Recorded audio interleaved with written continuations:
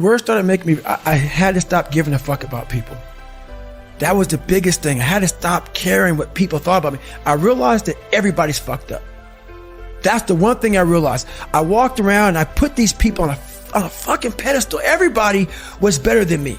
So I can't tell you anything about me because you're going to judge me and I'm going to feel even worse than what I am.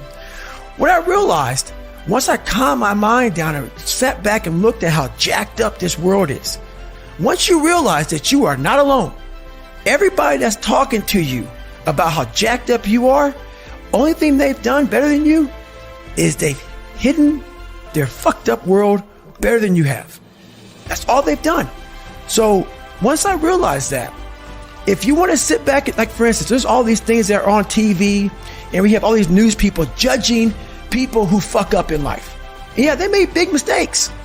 But that person who is judging you on TV, I guarantee you that news person is saying, I'm glad that my shit didn't come out, but I'm going to judge the hell out of you. I know that about people. So if you want to sit back and judge how jacked up I was and how messed up my life was, Merry Christmas, go for it. Have a good time. But I'm smiling at you right now, knowing you have a secret that you're not willing to share. It gives you a lot of power when you're able to go on a podcast this big and say, hey, tell me, I'll tell you anything you want to know. I no longer care. And that is a lot of power in that, to be able to put your life on a billboard for the whole world to see and say, judge it, man. Judge it. Like just me talking about it makes me feel good. And that's another thing about it. When you are willing to talk about how jacked up you are, the strength, that big rock that you carry, it just starts to come off you. It just starts to come off. That's why I do it so often. I'm like, hey man, I'll tell you anything you want to know. I'm tired of being afraid. I'm tired of not telling you shit. I'm tired of lying about how good I'm not. So in the first 100-mile race I did, I wasn't prepared for it. And I won't go deep into the story, but I detail it well in the book. Basically, I ran 101 miles in 19 hours and 6 minutes unprepared. Shit on myself, pissed blood down my leg, had 30 miles to go. Horrible, worst pain in my entire life. In that 19 hours and 6 minutes, and that's all it was, I lived 100 years. I was able to pack 100 years in 19 hours and 6 minutes. All the emotions, the highs, the lows, the trauma, the failure, the success, the victories, everything you can put in a life, I put it in 19 hours and 6 minutes.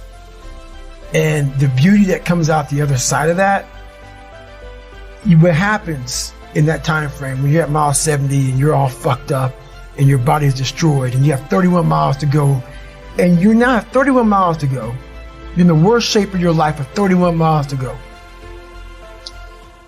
It's in that 31 miles that I was able to crack open another part of the human mind, a part that very few people are able to examine. Because why? They're not willing to go there. Like back to the rock.